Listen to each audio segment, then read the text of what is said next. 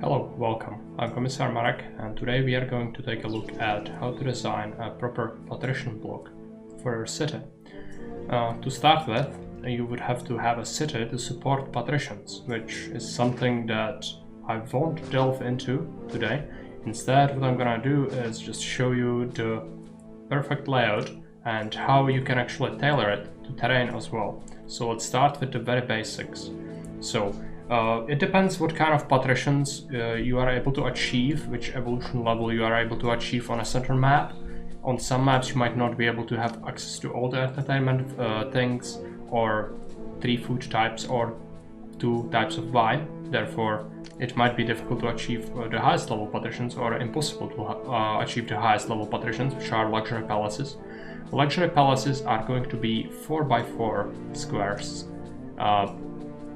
So just keep that in mind if you go for the biggest ones, and this layout is gonna be for those specifically.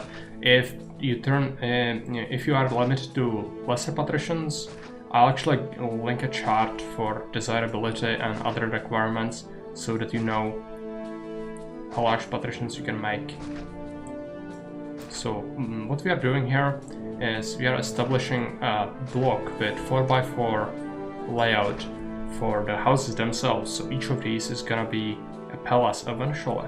What we want to do is keep it reasonably sized, because adding any more than this really might be an issue. But I think if we go for this size, so that's gonna be 3 on the inside and 2 on the outside, so that's 5 palaces on each side. We should be able to get perfect coverage by walkers, but this is stretching it. The layout will be different to your regular layouts you would have in your lab blocks, because this is just looking completely different. If you unpause the game just so that we can get a proper layout, you can see that if you place an engineer, he's gonna make it all the way around. This is what you want. Same with the school. So yeah, it would cover all the houses, even though there is a little bit of space on the opposite side where it wouldn't really cover. That still reaches all the houses, because all it needs is for that house to have 1 square of access, and it will work. And so let me just quickly get rid of that so I can show you. If you want to have bigger density, which usually you want to, what you can do is just pick a side, usually the one that's better to be had for water access, and just use it for this side. I like to use goddess statues for it, because you can just drag them and drop them, while you can use any sort of desirability things. Statues are best though, because they do have 3 tiles of desirability range, unlike some other things. So yeah, so we can even add that.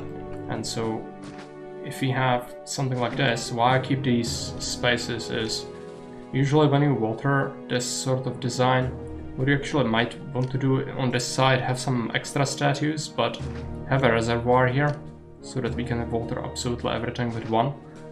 Or if you don't want to and you don't want to offset that desirability, well, you can just have a reservoir that's gonna reach the middle squares from there, and then have one here, and that would do the trick as well. But for this purpose, I'm just gonna use it in here because it's simpler. It just uses 1. So let's just add that, unpause so we can see the water. And then you can see that if you place the fountains here, they are gonna cover the spaces very well.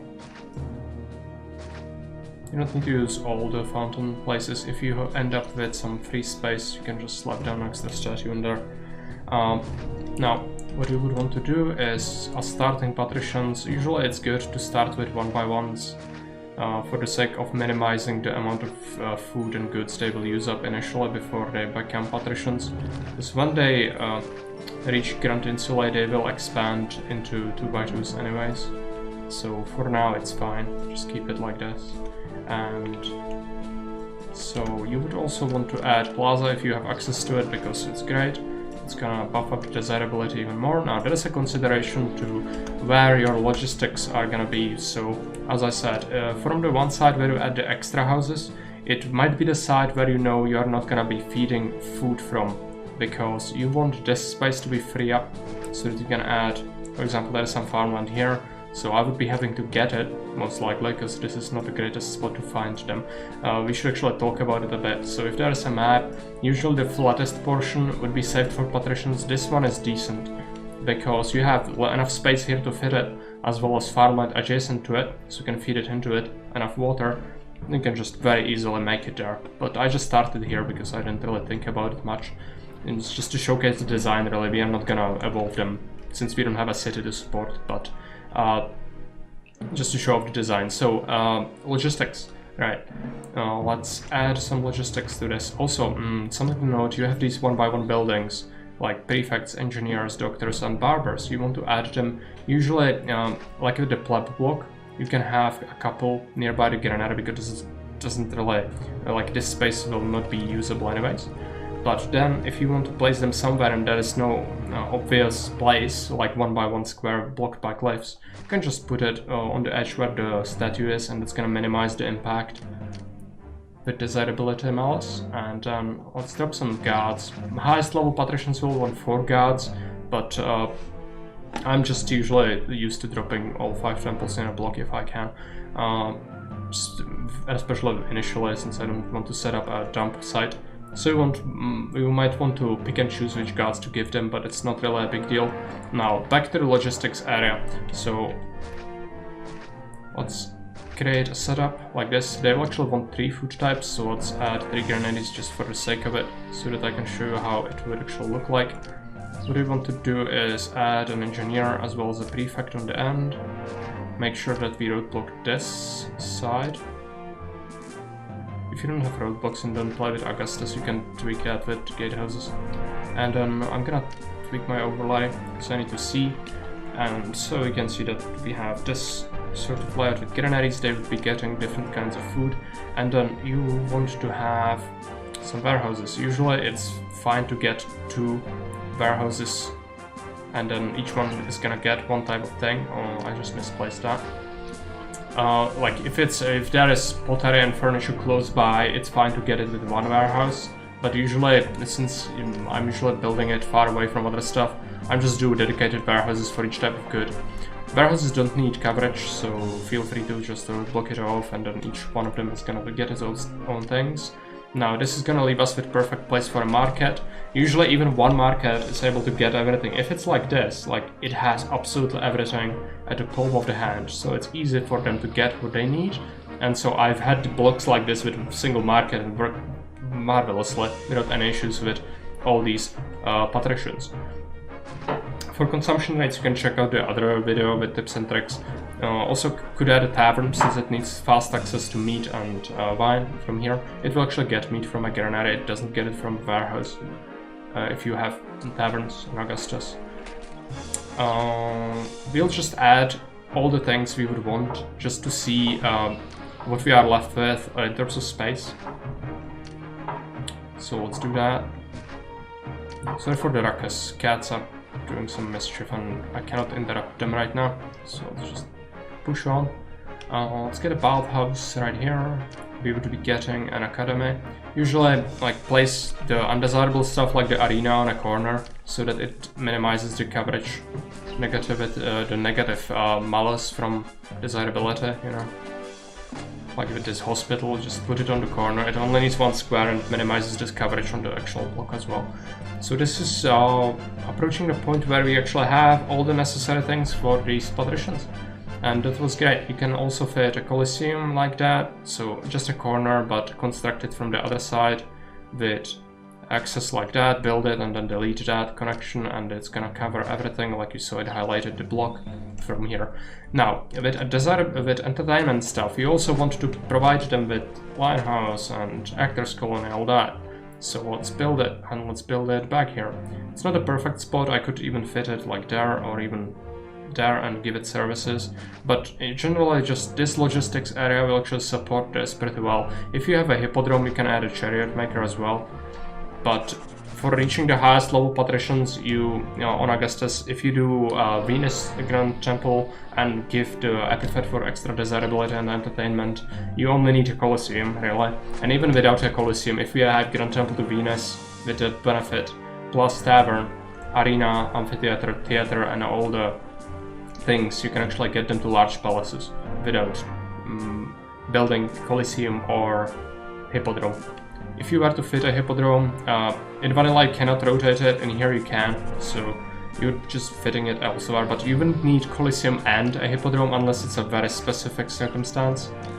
So, you know, keep that in mind. But Hippodrome is good because it gives +10 global entertainment bonus to all the housing in the city, even if they are not passed by the Volker or a chariot from Chariot Maker. So, you know, this is how a standardized patrician block would look like. Each of the luxury palaces, which are the highest level, could actually accommodate 200 people, which could get further buffed by Neptune Grand Temple, which would give it 5% extra housing capacity, which means 210 people would fit into each of these palaces. So that would impact desirability or prosperity rating of the city significantly. And if we unpause the game, see how much labor we need.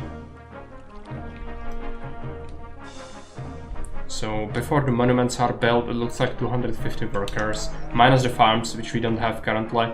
But you can see it's not that bad with this design. Just one set of service covers this perfectly fine.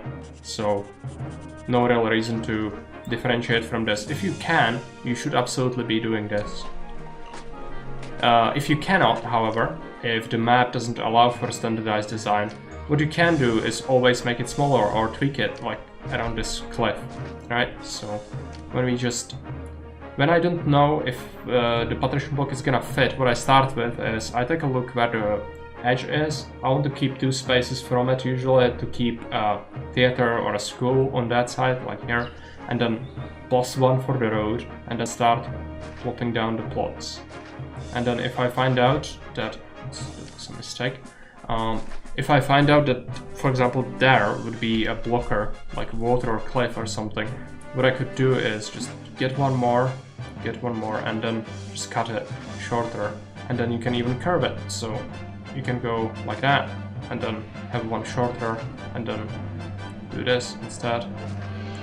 And so fit one there, while having this, and that. I'm messing it up quite a bit, but you get the idea. Just tailor it, and then you finally fit in the road. Usually I want to do it more carefully, like here I very haphazardly slap it down, but the key is you want to use the statues because they are your best tool, or your other desirability stuff like hedges or whatever you want for the borders. You actually want to use it because that's gonna show you visually like how many you can squeeze in without the need to extensively fiddle around with it too much.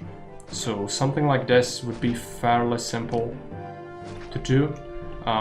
This is kind of messed up place, but you know, it can still fit in more. So if we do that, you can still have that. You can cut this road shorter, and then in here you can have another one if you want, and then we should get a coverage like the last time. It's just you need to tweak it to the terrain sometimes, so just do something like that and it's gonna work as well. If you want to do something special, if there is like very tight terrain, what you might want to do is you actually just take the road and you make it a line block like any other line block you make. I'm not sure if I explained them thoroughly yet, I think I didn't, but the deal is with the line block you would want the middle part of the actual line block to be dedicated for the actual housing, while you would be relegating the edges for destination walker stuff and services so they cover it. And this way you can also fit in quite a few patricians. It's just not as good because loops are generally better since you can get better coverage out of them, since walkers actually behave.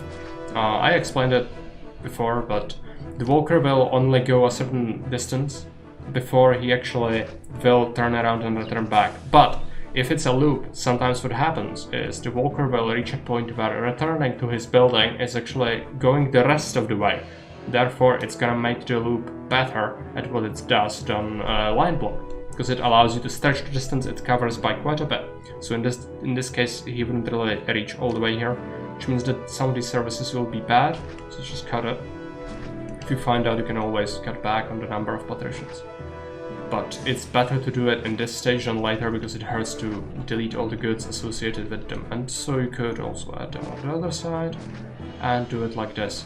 Add however many you would need, and then add the services to the edges, and have a line block like that. That also works. So yeah, anyways, that's gonna be my simple guide to how to design patrician blocks, and I hope to see you next time. Bye.